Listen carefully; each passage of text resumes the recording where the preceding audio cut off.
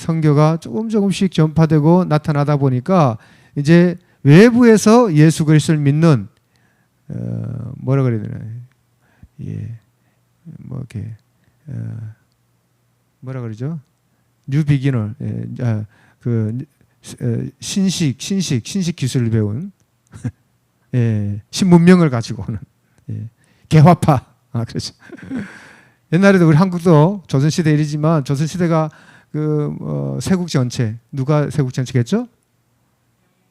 대원군 마마가 아주 그 당시에는 그게 막 지키는 수구주의, 보수주의가 최고인 줄 알고요. 그걸 지키는 일본은 선교사들이 와가지고 일본이 발전한 게 선교사들이 와서예요. 한국도 그렇지만 하와이를 거쳐서 이게 아시아로 오는 제일 관문이 일본이거든요. 그래서 일본에 가가지고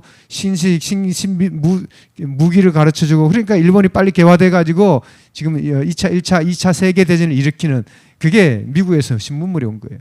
그런데 조선은, 우리는 4대부에 뭐 지켜가지고 문물을 받지 않으니까 이게 공격을 받고 어렵게 된 거죠.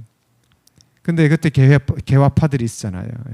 개화파들. 그 다음에 우리가 일제시대나 또 6.25 전쟁 가운데서도 결국은 나라를 구한 것은 이 개화파들이에요. 개화파. 신문물을 미국에서, 뭐 이승만도 마찬가지예요. 하와이에서, 또 도산 안창호 선생도 세상을 나가보니까 다른 거예요, 여러분. 제가 예전에 우리 신학교 처음 와가지고 우리 목사님들하고 이렇게 골프를 치는데 저기 어디죠? 로즈볼 브룩사이드인가? 거기에 홀이 보니까 72홀인가 있더라고요. 36홀인가 뭐. 굉장히 커요, 거기가. 근데 그때 처음에 이제 그전에도 저는 뭐 텍사스 있을 때, 한국에 있을 때 뭐 골프를 배웠지만 거기서 보니까 30몇 불에 한 달에 30몇 불 주면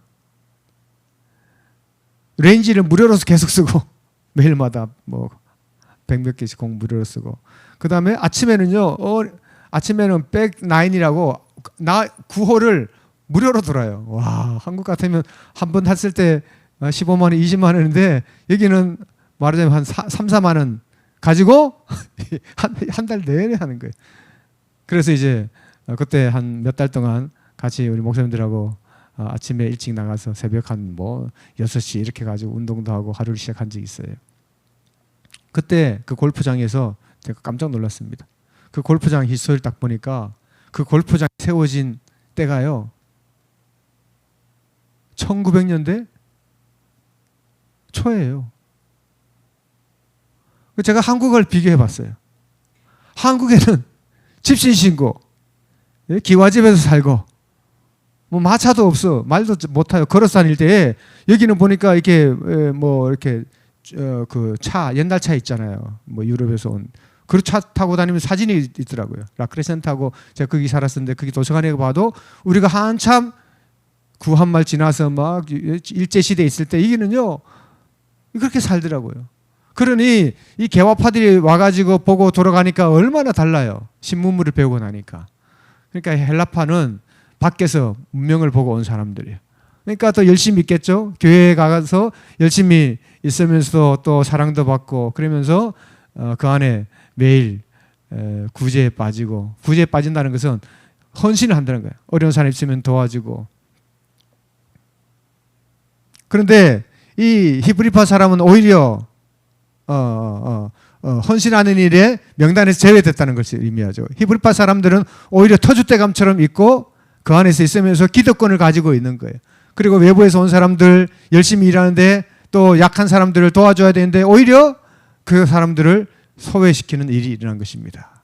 교회가 이 터줏대감처럼 있으면 안 되는 거예요. 새로운 사람이 있으면 오히려 더 섬기고 더 헌신하고 더 기억해야 되는데 그렇게 소외되는 경우가 있죠. 그때에 문제가 일어난 거예요.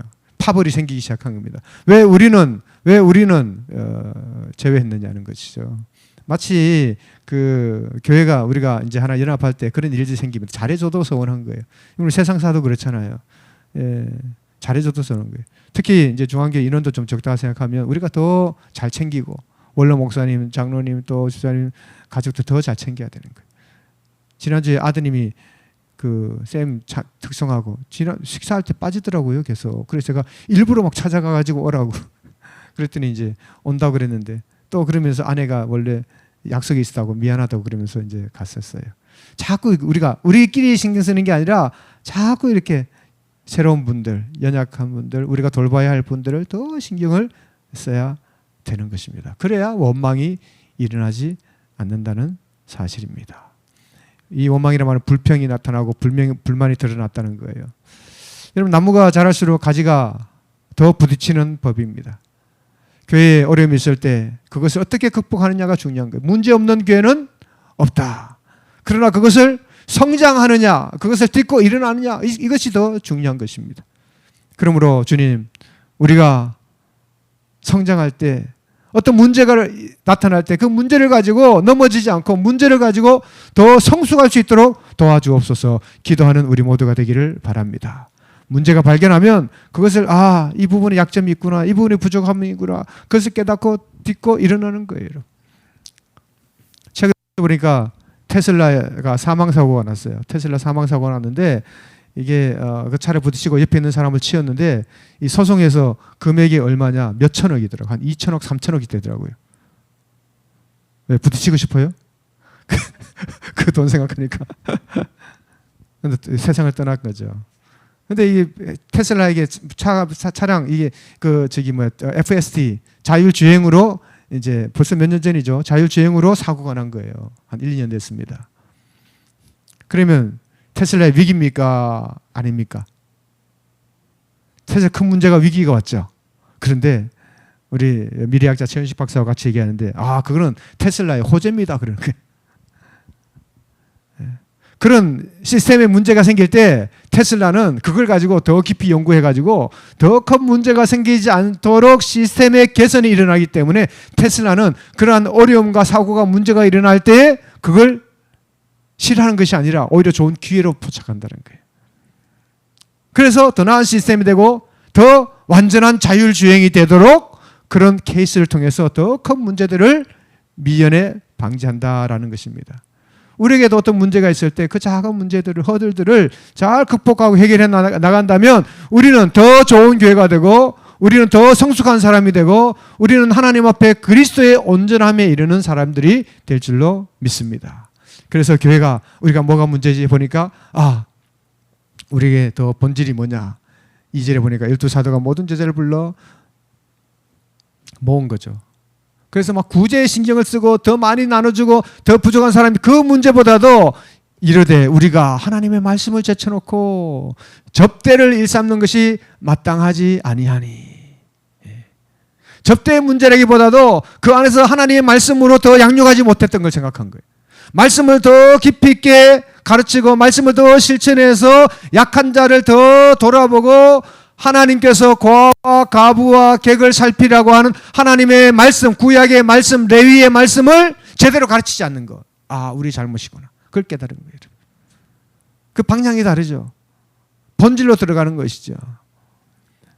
그리고 난 뒤에 그 하나님 말씀 가운데 들어가서 접대에 빠져 있는 지도자의 모습을 반성하고 3절에 보면 성령과 지혜가 충만한 칭찬받는 사람 몇 명을 택하라? 7을 택하라. 이게 가장 처음 나온 하나님의 교회 지도자 일꾼들을 뽑는 것입니다. 뭐가 충만하고요? 성령과 지혜가 충만하고 그 다음에 칭찬받는 사람. 우리가 이런 분이 되기를 바랍니다. 하나님의 일을 할 때는 성령의 일을 하고 하나님의 지혜로 하는 거예요. 인간의 열정과 욕망과 인간의 생각을 하는 것이 아니라 성령과 지혜가 충만해야 되고 그 다음에 하나님과 사람에게 칭찬받는 사람이 되어야 된다. 그런 사람들을 통해서 하나님의 일들이 균형 있게 조화롭게 만들어지는 것입니다. 그게 하나님의 은사 배치고 하나님의 사역이에요. 그러나 놓치지 말아야 될 것은 말씀과 기도. 말씀과 기도. 그래서 우리는 오로지 4절 보니까 말씀과 기도하는 일과 말씀 사역에 힘쓰리라. 본질로 돌아가는 거예요. 목회자도 본질 들어가고 교회 지도자들도 지도자들이 할 본질로 돌아가고 각자 은사 맡은 대로 하면 되는 거예요.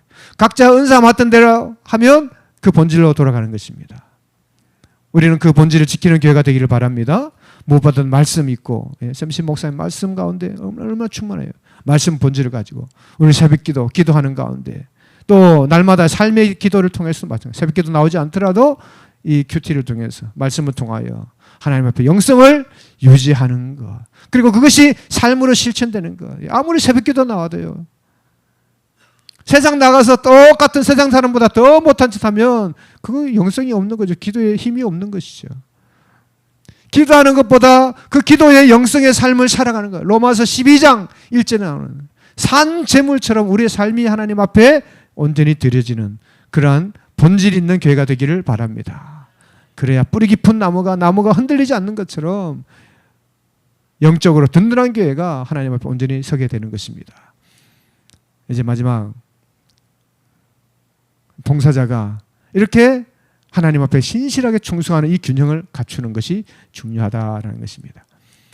성령과 지혜가 충만한 사람, 충만하다는 말은 한 부분을 이야기한 것이 아니라 전 인격적이고 전 삶에 충만한 것을 이야기합니다.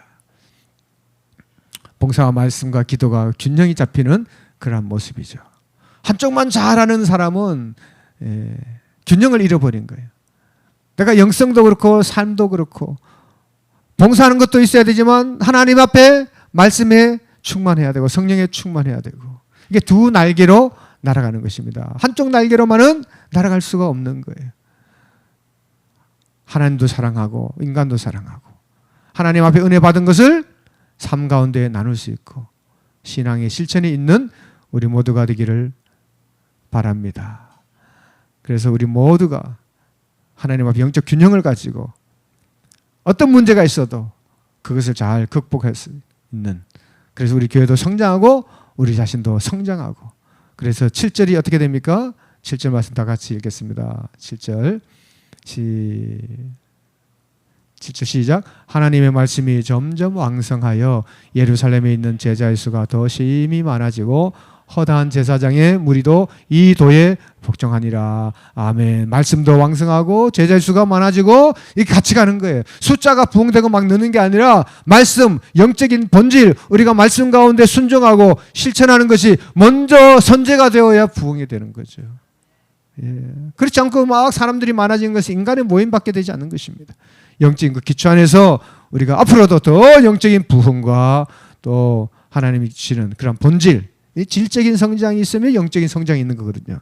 그런 하나님 앞에 영적 본질을 잘 세워갈 수 있는 영적 균형 있는 교회 그리고 신앙 되기를 주님 이름으로 축복합니다.